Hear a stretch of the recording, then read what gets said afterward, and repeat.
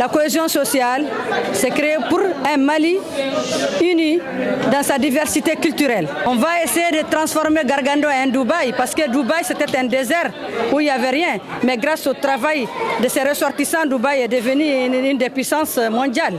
Nous avons de grands projets et on l'a dit pendant le lancement, on a le lancement de grands projets, le lancement de développement surtout pour la jeunesse, parce que tout commence par la jeunesse, les jeunes et les filles, et puis aussi la prise de décision. Les femmes doivent être toujours présentes dans les différentes prises de décision, aussi bien que les jeunes. Donc il y a beaucoup de projets de développement qui sont vraiment des grandes lignes de l'association. L'appel que je lance à toute cette population déplacée, de retour apaisée, dans un Mali de paix, je les exhorte à revenir chez eux avec des conditions, vraiment c'est très difficile, je sais très bien moi-même que c'est très difficile aujourd'hui avec le plan, avec l'insécurité qui sévit, mais quand même quand on est chez soi, on est mieux protégé que quand on est ailleurs.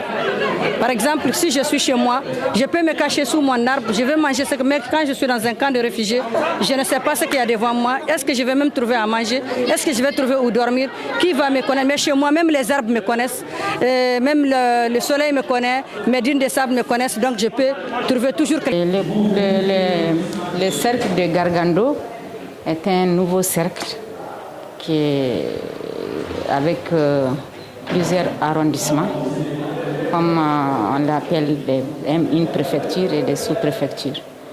Et c'est un cercle qui est presque vide, il n'y a rien. Mais c'est un cercle que vous voyez qui a produit toute cette assemblée que vous avez vue. Les gens ont étudié là-bas depuis avant les indépendances. Il y avait des écoles, il y avait plein de choses. Et aujourd'hui, le cercle n'a rien. Mais nous lançons un défi pour faire des actions à court, moyen et long terme pour que le cercle qu'il soit un exemple pour les autres circonscriptions, parce qu'il y a eu des nouveaux découpages, des nouvelles circonscriptions, et nous avons des cercles et des nouvelles régions. Donc c'est pour dire que nous nous sommes engagés pour qu'il y ait des actions de développement dans le cercle. Et l'action de développement, c'est pour tout le monde. Ce n'est pas pour quelqu'un, c'est pour tous les Maliens. Partout où tu es, une route nationale, tout le monde la pratique. Par où tu es, tu viens en mission à Gargando, il y a un dispensaire, il te servira. Partout où tu es, s'il y a un cadre qui est muté, qu'il soit du sud, et ses enfants fréquentent l'école à Gargando, comme ça a été fait dans le temps, il y sera. Donc, au fait, c'est pour apporter l'exemple pour que toutes ces circonscriptions, les ressortissants de ces circonscriptions puissent se mettre ensemble pour développer leur tiroir. L'État, lui seul, ne peut pas. Mais une fois qu'on installe, l'État installe les services sociaux de base et l'administration et sécuriser les endroits, je crois que le reste n'est pas possible parce que la volonté y est par rapport à l'association. Ça peut être atteint. La seule alternative qui reste, c'est ce que l'on connaît, c'est le problème de l'insécurité.